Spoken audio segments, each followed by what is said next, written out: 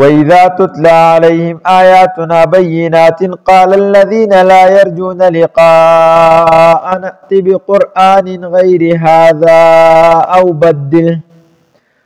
د دې آیت کریمه نو شکوه بیانېږي او بیا قل ما يكون لي ان ابدله من تلقاء نفسي. د دې ځای بیا د شکوی جواب نمبر 1 بیانېږي او د آیت نمبر 16 قل لو شاء الله ما تلوته عليكم د دینه د شکوی دویم جواب به بیانېږي. وَإِذَا تُتْلَى عَلَيْهِمْ د دې ځای نه اوس شکوه ده نو د شکوی حاصل لا ده نبی کریم صلی الله علیه وسلم با د قرآن پاک آیتونه لستل په کفارو باندې نو په دې آیتونو کې به نبی علیہ الصلوۃ والسلام د توحید اثبات به کولو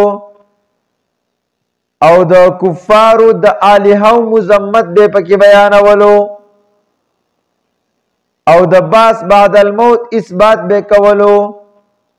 نو دغه کفارو یو مطالبه وکړه د پیغمبر نام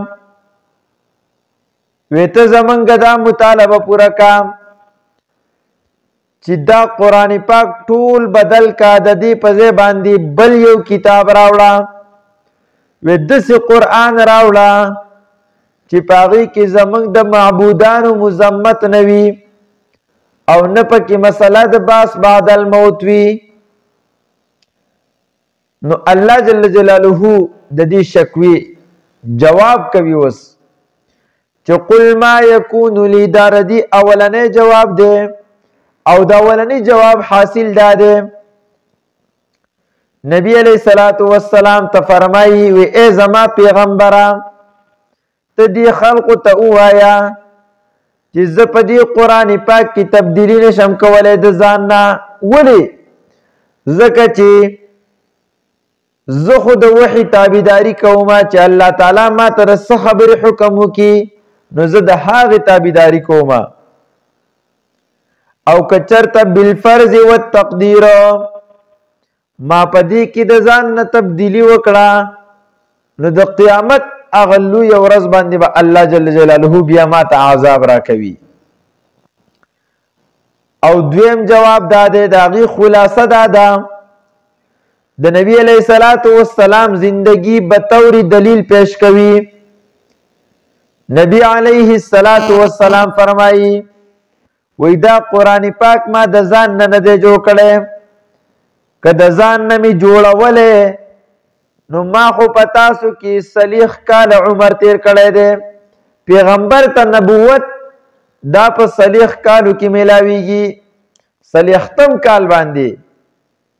نو مطلب دا دی چې د 40 کالو نه مخکې ما دا زندگی تیره کړې ده هغه د ځوانۍ زندگی وه په هغې کې بنده مست وي او د خواهشاتو والا وي. نو د 40 کالو نه بعد بیا د انسان عقل دا ځای ته راځي. نو آیا تاسو دا سوچ نه کوئ چې څوک د 40 کالو پورې امانتدار وي او صادق وي نو هغه به څنګه ډایرک د 40 کالو نه پس زر دروغ شروع کوي او د ځان نه به قرآن پاک جوړوي.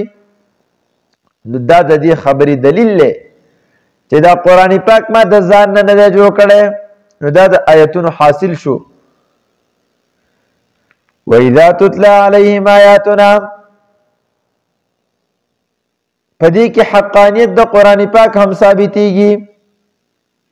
وَإِذَا تُتْلَى عَلَيْهِمْ او چې کله تلاوت کړی کېږي علیهم په دوی باندې آیاتنا آیتونه زمونږه بینات واضحه نو قال الذين لا يرجون لقاءنا وای هغه کسان لا يرجون چې امید نه لري لقاءنا د ملاقات زمونږه یعنی د باس بعد الموت نه انکار کوي.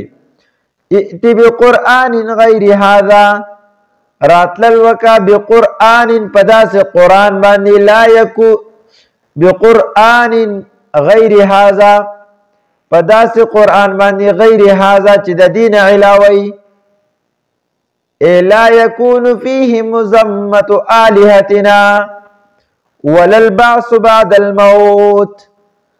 دس قرآن پاک راوڑا چه پاگه کی نا زمان دا خدایانو مزمت وی، دا غیو عیبو نا پاکی بیان شوی نوی، او نا پاکی مسئلہ دا بعث بعد الموت وی. نو سا مطلب یا خو دا قرآن پاک طول بدل کا، او بدل ہو یا پدی کی جزوی تبدیلی وکا، یعنی مسئلہ دا توحید تیو باسا، او بدله باخراج مسألة التوحید، او زمانگ دا آلیہ معاف کا، زمانگ کفری نظریات پدی کی مچیڑا.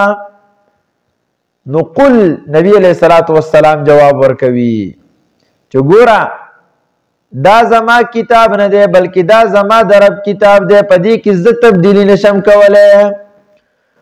نو جواب شکو نمبر 1 بیانی گی قلتو اے پیغمبرا ما یکون لی اے ما یمکن لی ممکن ند زما دا پارا ان ابدلہو دا چیز بدل کم دی قرآن پاک لرا من تلقاء نفسی اے من قبل نفسی دا جانبا دا خپل طرفا من دا جانب دا خپل زانا د خپل ځان نه پکې تبدیلی نشم کوله.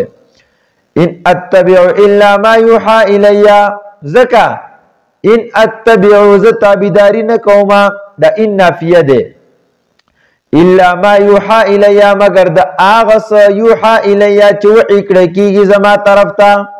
نو الله تعالی چې ما ته صحابه راکوي ز داغي تابعداري کوما.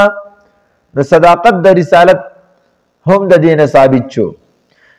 انی اخاف ان عصیت ربی او بالفرض والتقدیر ما پدی کی تبدیلی وکړه نو بیا بسوی انی اخاف بشک زیریگم ان عصیت ربی کچرت ما نافرمانی وکړه ربی در خپل نو زیریگم د سشنا د عذاب یوم عظیم دا د اخاف د پاره مفعول به دی.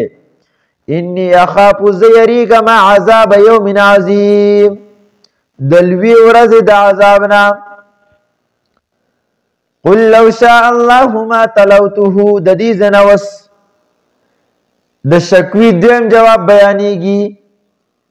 قلت و پیغمبران لو شاء الله کچرتا غخته الله تعالی نسشه مفعول به محذوف دا اے لو شاء الله عدم تلاوتی ایاکم کچرتا الله تعالی غخته زما تلاوت نکول پتا سو باندی نو ما تلوته علیکم ما بلستل نوے کڑے پتا سو باندی ولا ادراکم به او نبا خبر در کڑے و اللہ تعالی تاسو تا به پدی قرآن پاک باندی.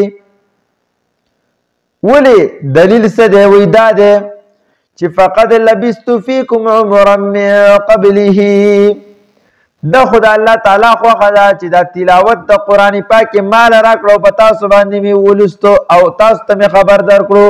وی ځکه چې ما د دینه مخکې 40 کال عمر تیر کړی دی نو پاغي کې ما دغه شانتي د ځان نه میتونه ولې نه جوړوله.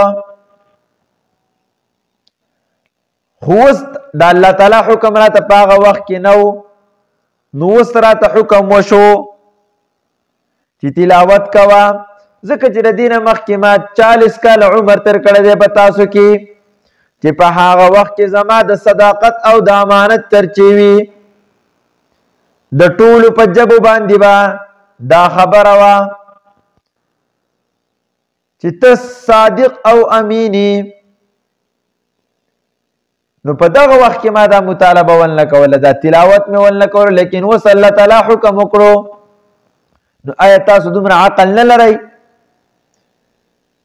چې د دې نه باوجود بیا هم په ما باندې الزامونه لګوئ چې دا قرآن پاک تا د ځان نه جوړ کړی دی؟ حالانکه دغه وخت په ځوانۍ کې انسان د خواهشاتو والا وي د مستۍ والا وي د طاقت والا وي.